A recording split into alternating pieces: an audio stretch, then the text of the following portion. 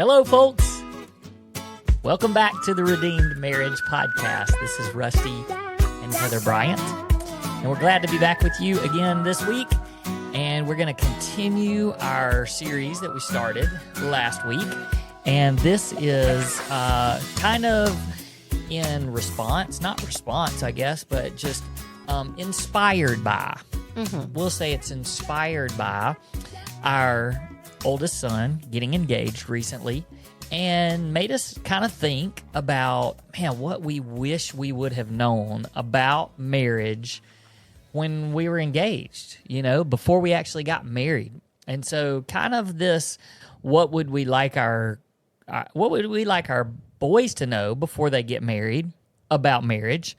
And what would we like other couples that are thinking about getting married or are engaged, but then not just that, but like the people that are in the middle of their marriage, and they're like, we didn't do that. That's right. We didn't get that right. We didn't get that right. We should have done that. And so maybe it's stuff that you just need to go, we didn't really, nobody gave us instruction on this. And so let's make some adjustments. Yeah. And it's okay to be like, this is weird to go ahead and do this now in the middle of our marriage, but that's okay. Like, it's okay to be weird and to say, you know what, we didn't get this right in the first part of our marriage, but we can see how this could lead down a wrong path, or I see where I need to change my view on this, or we need to put this into place, all of those things, and be able to continue that forward. Yep. So you have this list, this long list. It's a long list. It's a long list. No, it's fine. We knocked out a couple of them last week, and we just kind of have said we're just going to talk about them for a bit, because they're not really engagement topics necessarily. No. They're marriage topics. But it's those things that we're like, gosh, I wish we had known this. So today, where are we going? Yeah, so today's topic, I think that not only does it apply to engaged couples, dating couples, and of course, when you're married, but it's also one of those topics that I think you're going to have to sit down with your spouse and say, what do we think about this? What do we think about this topic? Because we're going to tell what works for us. We're going to tell what we know to be true and what has worked and what has not worked. But then also, it's something that you may have to decide something different with your spouse. And the topic is boundaries. Now, there are 3 subtitles under that. And so, maybe we'll get to all of them today, maybe not. But the first one is, and I'll go ahead and tell what both of them are. So the first one is boundaries with your extended family. Because we know that once you get married, Scripture tells us to leave and to cleave, and that you are your new family. The two of you are your new family. And then if you're married and have children, y'all are that family. And so what are the boundaries surrounding the extended family outside of your marriage? And then the second topic of boundaries is boundaries with people of the opposite sex, boundaries that you have decided are going to protect your marriage. And then a little subtitle in there is even things like in the bedroom. Like, what have you decided that your boundaries are going to be to keep your sexual life pure and honoring to the Lord? Yeah. All right. So let's jump in. Which one of those subs do you want to go first? Go with the top one. Okay, the top one. So we're talking about how to create boundaries that will protect your immediate family. Right. And maybe not even, protection, that is a good word, but it's just, actually, before we even talk about this, you mentioned, hey, this might be something that you need to sit down and talk with your spouse about. That's the key to all of this. Absolutely. Like, it doesn't do any good if one of you has this boundary or these things that you think you have put into place and the other one has no idea what it is. Like, you have to be on the same page. Yeah. with this. So, and not only that, but it may be different for everybody. Like we mentioned last week that we've started doing some premarital counseling with our church, but we're going to extend that into our ministry. And from some past experiences that we've had with doing premarital counseling, this doesn't look the same for everybody because everybody's extended family isn't the same. Like you may have a really healthy extended family where you can be a little more open, or you may have an unhealthy extended family where those boundaries have to be a little bit tighter. So that's why it's so important that you talk about this with your spouse to come up with what works for you guys. We've had a lot of really good discussions with lots of different people from lots of different backgrounds about this just over the years. And I remember in particular, we were leading a small group in our home, and this topic came up, and some of them had some really good insights about how they handle this. But I think for me, it all goes back to the pretty simple understanding of when you say I do, that's your family. That's right. And that doesn't mean that the other family members, extended family, they don't disappear. They're still your family. You still honor and love and respect parents. You still have relationships with siblings. And everybody wants those to be as strong and as healthy as they can be. But all of them take a back seat to your new family. That's right. And your new family is you and your spouse. And then as you begin to have children, then obviously they come in there too. But I mean, goodness, we're not even going to go down the road where there also has to be boundaries in some ways for you and your spouse as it pertains to your children. Sure. Because your relationship is more important than your relationship with your children. Exactly. That's why it's so fun to just start with the two of you. Yeah. Because that's the first layer and the first line of defense is around the two of you. And then the umbrella will include your children later. And I know that even families that are really, really healthy, because ours is, and our extended family is very healthy. We have a great relationship with both sides of our family. But even there can become tension because there's this struggle and this conflict and almost kind of a fighting for your time and your energy.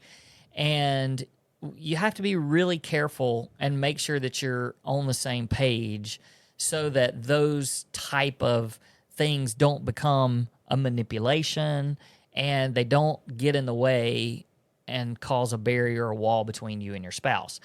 And so I know that one of the things is you have to talk about it because you have to be united in that. Right. So it's not like I'm just the one that's always having to say no to, your parents or my parents, or it's these are things that we are agreeing on together, and we're going to make sure that we protect our family first. Right. And, when you communicate with your parents, it's okay if the person who it's their child does the communicating with them, but it needs to be, we feel like at this time, not, well, he says that I can't do this or I don't feel like I should do. It needs to be a we. Like, this is what we've decided as a couple.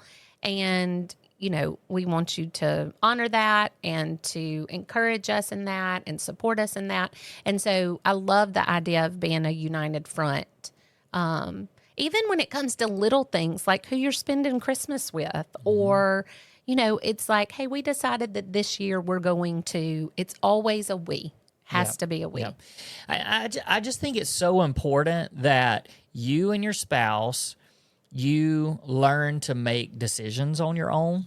You learn to make decisions that are best for you and your immediate family. You make decisions that you're thinking about, hey, 10 years down the road, when I look back, I want to know that we made that decision together. We agreed on it, and we did what was best for us, not what was best for everybody else or other people. And at the same time, there is this level of, I need to respect them because of well, I mean, and let's just talk directly about parents. Your parents raised you for the most part. We know that there's other situations out there, but for the most part, those of you that have parents that are still living, they raised you. You have to have this healthy respect for them because of that, but also not letting it interfere with who you are and who you have decided to be and become as a family. And that, a lot of that is, I mean, there's values in there that come into play. There's certainly time and having to be careful about, how much time, and even like decisions that you make. It is great. Look, parents, and a lot of parents are very healthy. They're wise, and to go for them for advice and suggestions, that's great. But don't let them make decisions for you. There are certainly times where you can go and say, hey, they've got a lot more life. I've never had this happen. And if you trust them and you believe that what they're giving you is going to be godly advice, then by all means, lean on that. I mean, they're kind of like mentors. Yes, because at that point, they move away from being parents, and they're more of coaches, friends, mentors. Right. And that's a beautiful thing. If you have that in your life, especially if they're speaking into you in a way that they can say, well, this is what I would do, or this is what I see from looking at it with all these years of experience, but I'm not going to tell you what to do. These are your decisions. So those type things are okay. But when you have family members that are demanding things of you and telling you things to do, And I think that this happens around holidays a lot. Very much like demanding that you be at our house, or demanding that you spend this amount of time with us, or they got that holiday, we need this holiday, that type. And a lot of that has to do with your parents and in-laws' hearts, know, and so you have to be able to see it as such and then try to protect your family from that. When you were talking about seeking advice, I can remember a specific incident with my dad. So I've said many times on here, I'm a daddy's girl, but I have two amazing parents who support us and encourage us. And I wasn't going to my dad about this early on so that I could get ammunition against you. I genuinely was seeking his advice. So when we got married, we both had cars. They were a little bit older cars, but they were ours and they were paid for. And it came time, mine was acting up. And it was like, okay, I think we need to get a new car. But financially, it was going to be really hard for us to get a new car.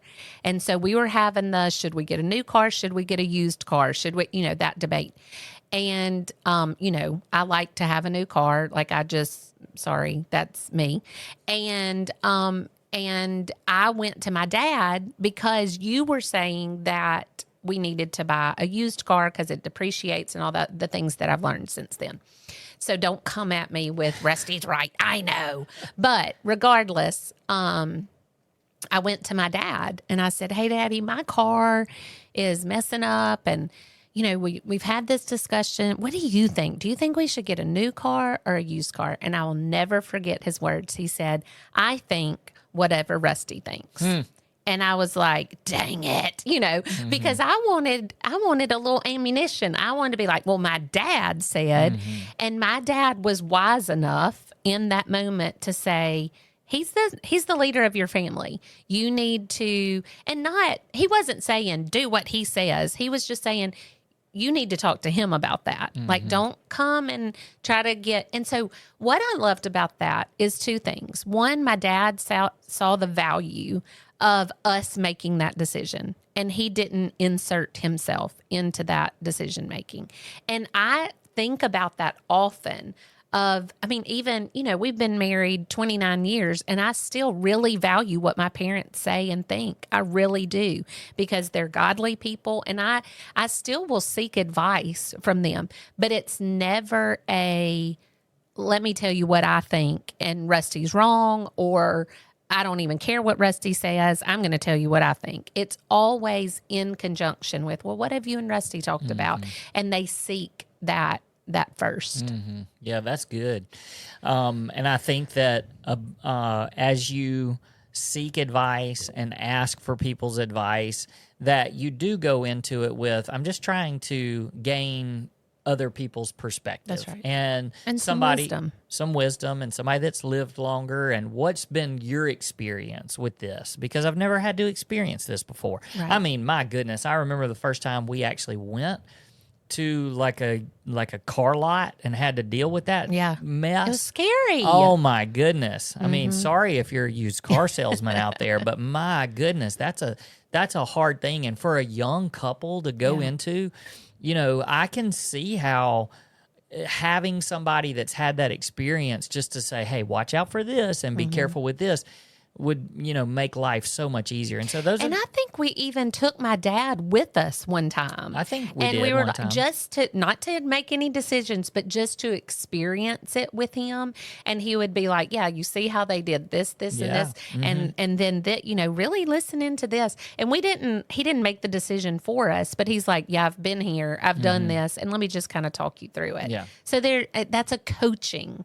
It's not a do it this way. It is a let me just, you know, give you a little experience in that area. And I think going back to your point, I think even for married couples that have been married for a long time, I do think you need to be really careful, like with your example, and it was a great example and you were honest and said, you know, I was kind of hoping to get a little ammunition that I could come back.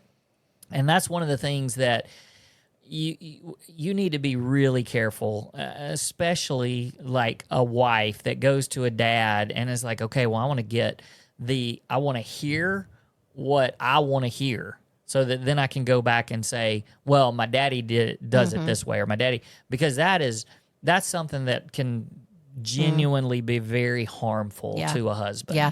Oh gosh. And I can admit that I had that issue for years. You know, I was lucky enough to grow up with a family that I thought was perfect. And I thought that the way we did things was the right way, the way we opened Christmas presents, the way that I expected you to be able to fix anything, because that's what my daddy did. I mean, even going back, we've used the example before of my dad kept my car clean all the time. And that when you didn't do that, I was disappointed. And that, like, you can't set your husband up for failure or your wife up for failure just because your family did it a different way. And so it's taking all of the things, like we've talked to people where they had to talk about their first Christmas. Like, what is that going to look like? Are we going to spend it with family? Are we going to wake up in our very own house and have Christmas by ourselves, so that sets the pace for when we have children, and then share? Are we going to celebrate Christmas on a different date?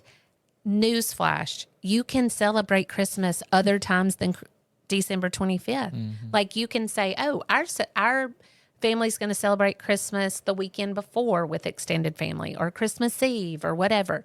But it's coming together and saying, this is how we did it as a family. This is how you did it as a family. And what do we want our family to look like? I think the danger in this is what we talked about, where you were saying our small group years ago had some great insight into this. I think that when we were discussing it, it's really easy for you to say, well, Scripture says leave and cleave. Rusty and Heather said we have to make our own boundaries, and we're going to do it this way, with considering no one else.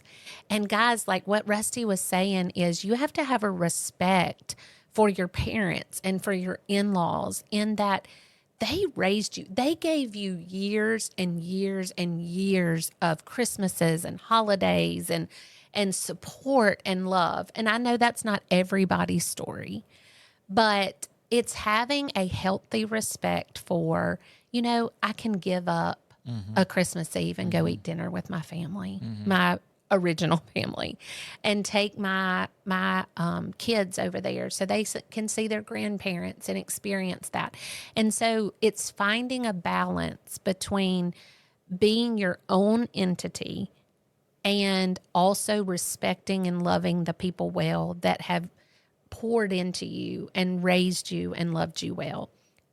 But the balance has to be with your spouse. You have to agree on it together. Yeah, and last thing about the holidays and stuff, I know that, like, for us, our Christmas especially is pretty exhausting. And both of our families live in town, and then we have extended family, siblings that come as well, and mine don't live here, so when they come, there's this pressure to spend time with them. Not pressure, but we feel it. We want to it's be like with they're them. here and we never get to see them. That's right. And so, and then my sister's birthday is December 24th, which is a weird thing because it's like, oh, well, we need to celebrate a birthday too.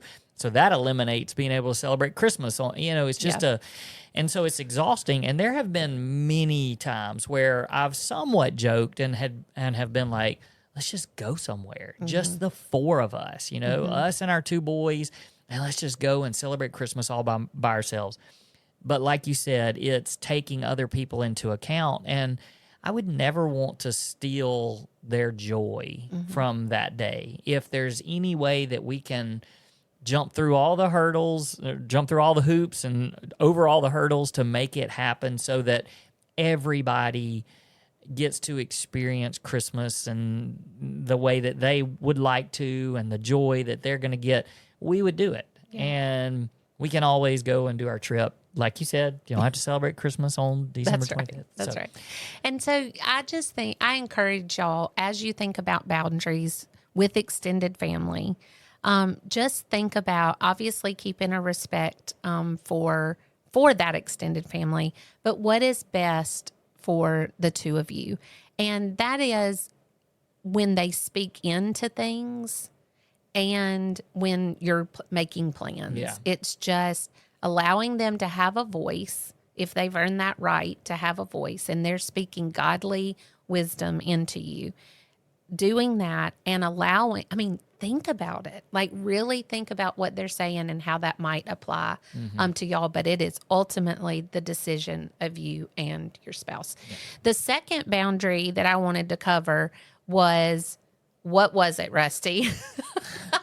Well, boundaries to protect your marriage. To protect your marriage, because I know that we didn't have those in place. And honestly, when our mentors started and our counselors started talking about boundaries, that was a foreign concept to me. I just was like, what does that mean? Like, I think that I knew I should have boundaries, but I didn't consider you in my boundaries. Does that make sense? No, you're looking at me weird. So, like, maybe I thought, oh, well, I shouldn't talk to that person. But it was never, we came together as a couple and said that boundary was not to have that relationship. Does that make sense? It was more of my decisions and then your decisions individually, and never anything we discussed. Yeah. And so because of that, I feel like my boundaries were probably way more extreme absolutely than yours. And when you put them on me and said them, I was like smothering and controlling. Like, I'm sorry, you're going to tell me who I can and can't talk to? That's what the old Heather voice would say. Well, you got this. This is one of the biggest challenges when two people get married. You're coming from this life of, we were not living together, married as a married couple. And so now all of a sudden we have to bring who we were and bring it into this marriage. And sometimes that's a radical transformation of who you have been, and not necessarily in a bad way, but like, I'm just thinking about the couples out there that maybe they've been single. Well, of course, everybody's been single before, but I'm even thinking of the ones that, maybe they're a little bit older, but not even necessarily a little bit older, but maybe, you have this guy that their best friend could be another female. Yeah. Go before you get married. Same with and again, what's wrong with that? Because you were not married to That's somebody. Right. You weren't in a covenant relationship. Yeah, and same with the female, with the wife. It may be that there were a lot of male friends in their life, and now it doesn't mean that, well, I said I do, you're not my friend anymore. But those relationships change. Absolutely. And they have to change. And the problem, I think, what happens is nobody ever talks about that. Right. And when you don't talk about it, what ends up happening, let's just take, for example, let's say that you had a best friend that was a male, or not even a best friend, just a really... Can we use Luke, our oldest son, or is that too weird? He has a really, really, really good friend that's a girl, but she got married. That's right. And so now that relationship has to change. He has to consider her husband in everything that he does or says. Right. Right. And before, that wasn't necessarily the case. They didn't have, there's obviously this respect even when they're dating and things like that. But yes, but what ends up happening if that's never discussed, then if the relationship doesn't really change, then the other spouse starts getting this bitterness and animosity. And when they finally get up the nerve to say something, then it's an attack on that friend. Right. And it's an attack on that friendship. And it was never intended to be that way. It was, hey, let's make sure we're very comfortable with the interaction that you now have because it's a different relationship. And if that's, hey, we're going to be friends with that friend together. We're going to be couple friends, but there shouldn't be these conversations that take place away from me. Especially about your spouse. Yes. There's there's things that have to change. And some of you may be out there going, wait, no. Why? I don't want that to change. This is the decision and the covenant that you're making. And the reason why we're saying, we wish we could go back and say this before, is because if you don't have those discussions, we're just telling you it is a landmine that is going to explode one day. And I don't know how it's going to explode, but it's going to explode. Yeah. And so these type boundaries of just, again, maybe you get married and one of you already has a job and you're already used to working with members of the opposite sex. And maybe you even go out to lunches and things like that because you're not married.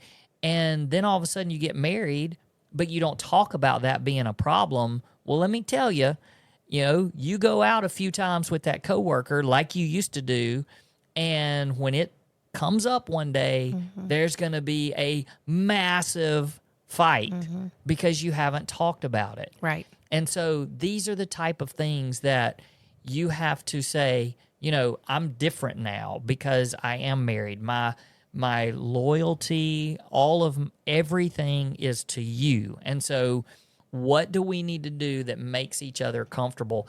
And here's the other part of this. Both of you may not even really realize as a newlywed what those boundaries should be. Because you feel like, oh, it's fine. Yeah. This is the way it's always been. And that's where you need to go to people that have lived through the heartache and lived through the pain of getting it wrong. Yeah. So they can say, no, let's make sure that you guys are going ahead and you're putting in these extreme boundaries. And I'm saying extreme because they need to be clear and very deliberate. Yeah. It's not like, as it comes up, we'll make some decisions. Yeah. It's just it's very important that the steps of this is a healthy marriage and these are the healthy boundaries that are put in place in a healthy marriage. Right. So let's follow those. Yep. And that includes boundaries like in the bedroom, like I mentioned at the very beginning. There could be a couple, whether you're fixing to get married or you're already married, that it's like that's a source of tension because it's like, whoa, you expected this out of our sexual relationship and I expected this, and those two things are very different because there's lots of areas in sex that you might have a different opinion than your spouse. Like, oh, I totally feel comfortable with this. And, oh, you don't want to do that? Like, do you not love me? Those types of things. But guys, it's okay for you to have discussions about that and what you're going to allow and not allow or do and don't do as long as it's honoring to the Lord. if you are trying to bring in porn or something that it degrades your spouse, degrades other people, and is not honoring to the Lord, then it's a no. Right. Even if your spouse is like, but it could get us excited, or it could, make things more fun. That's not God honoring. Mm-hmm. Now, there's other things that you just may not feel comfortable with, and y'all need to have a discussion about that, because we have said 186 times that what happens when you have unmet expectations is disappointment.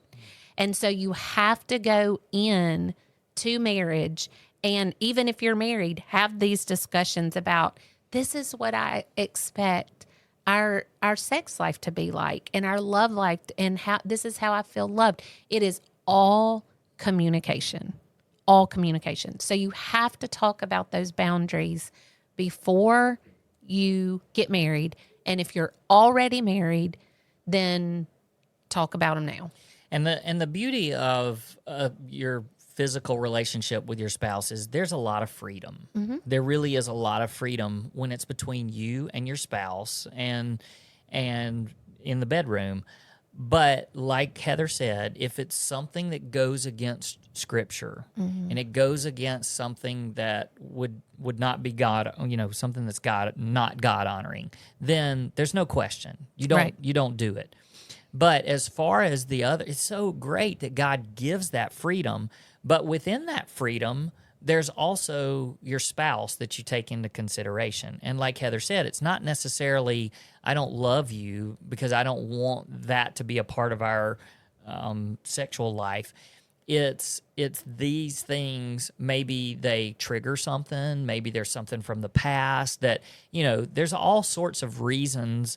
And you discuss those things, but you discuss them in a healthy way, and you say, "Yeah, I'm just not really comfortable with that. That doesn't make me." And then that's the freedom. That part of it ends right there. Like, mm-hmm. It's not. Then you're not pressuring, right. And you're not saying, "Well, I know this couple. They do this, or mm-hmm. you should do this."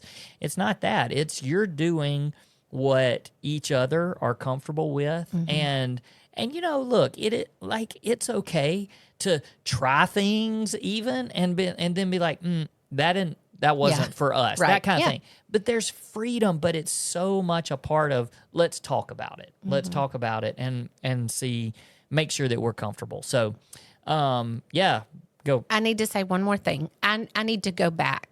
Okay. I don't think I've ever done this where I've gone back and said, I said something that I shouldn't have said. So I want to make sure that I was clear. I think that I said you need to talk about these things before you get married, like as far as the sexual stuff. I don't know that that's a discussion that you have to have before you get married. Right. That is not like talking about your sex life. Like we're doing this whole series about our boys. One's engaged. One may have a few years. That's not something you want to talk about right now, mm-hmm. because it's very tempting. And it's also it's between a husband and a wife. So in this, what you can do and will do in the bedroom honestly could be saved until you get married, because you're choosing to love your spouse and honor them no matter what.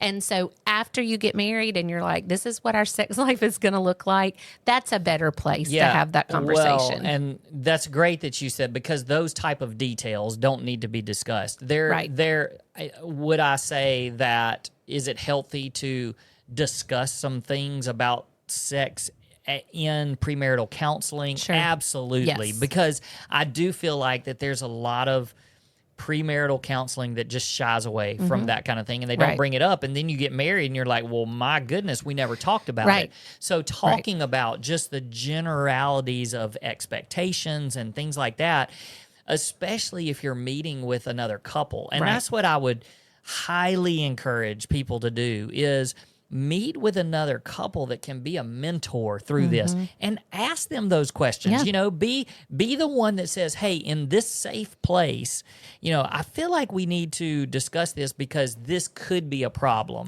when we get married, because I have this trauma in my past, or I have there's an expectation because of something that's happened. Can you guys help us and journey with us through that?